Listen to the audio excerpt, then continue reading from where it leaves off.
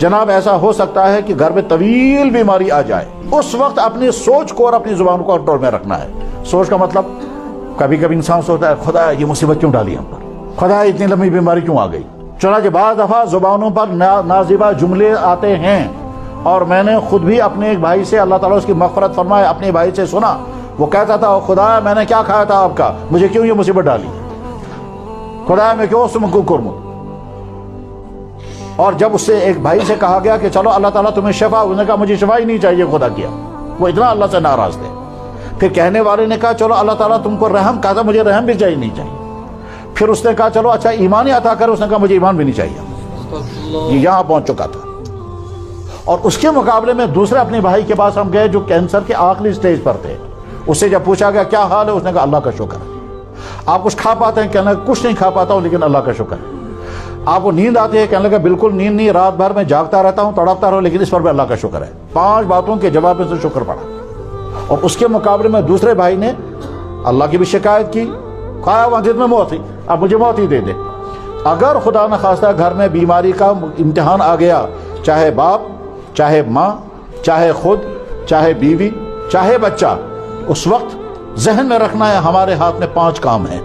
Number 1 علاج جو ہماری مالی گنجائش کے مطابق ہو، اس سے زیادہ نہیں۔ ایسا نہیں ہے کہ ہم اپنی پراپرٹیاں بیچ کر کے بیمار کو لے گئے دلی اور یا کسی اور جگہ، اور پراپرٹی بھی ختم ہو گئی، علاج بھی کارگر نہیں ہوا اور بیمار بھی مر گیا، اور بعد میں یہیں کی زبان لوگ کہتے ہیں کہ جناب جے نہیں دی گئی تھی میلی دی گئی۔ علاج بھی اتنا نہیں کرنا جتنی مالی گنجائش ہے، اس سے آگے نہیں۔ ہماری ڈیوٹی نہیں ہے کہ ہم پراپرٹیاں بیچ کر کے پیشنٹ کو امریکہ پہنچائیں۔ ہماری ڈیوٹی اتنی جو ہماری سوسائٹی میں علاج اویلیبل ہے اور جتنا ہم افورڈ کر سکتے ہیں بس اتنا ہی۔ اس پر باقاعدہ ڈسکشن ہوا ایک سیمینار کے اندر کہ اپنے بیمار کے علاج کرنے کی ذمہ داری اسلام نے کتنی رکھی ہے۔ ہمارا پیشنٹ مان لیجئے کوما میں چلا گیا اور ہم اس کو وینٹیلیٹر لگائیں گے، 1 مہینے تک پرائیویٹ ہسپتال میں وینٹیلیٹر لگے گا، روزانہ 1 لاکھ روپے کا خرچہ ہوگا، 30 لاکھ چلے گئے، اور 30 لاکھ خرچ ہونے کے بعد بیمار بھی چلا گیا، تو پیسہ بھی گیا اور بیمار بھی چلا گیا۔ علاج اتنا ہی کرنا جتنے ہمارے بس میں ہے۔ خدمت، پرہیز اور دعائیں، یہ 4 کام ہمیں کرنے ہیں، اور اس کے بعد پھر زبان کو کنٹرول میں رکھنا ہے، اپنے دماغ کو کنٹرول میں رکھنا ہے۔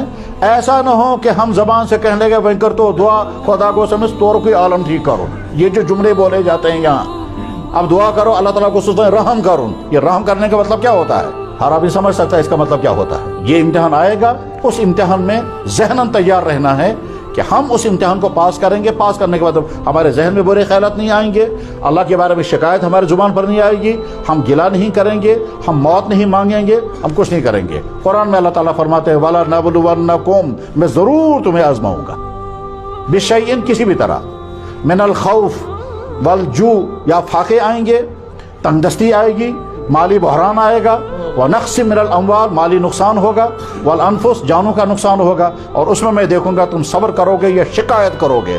صبر کرو گے تو میری طرف سے خوشخبری سن لو، وَبَشِّرِ الصَّابِرِينَ۔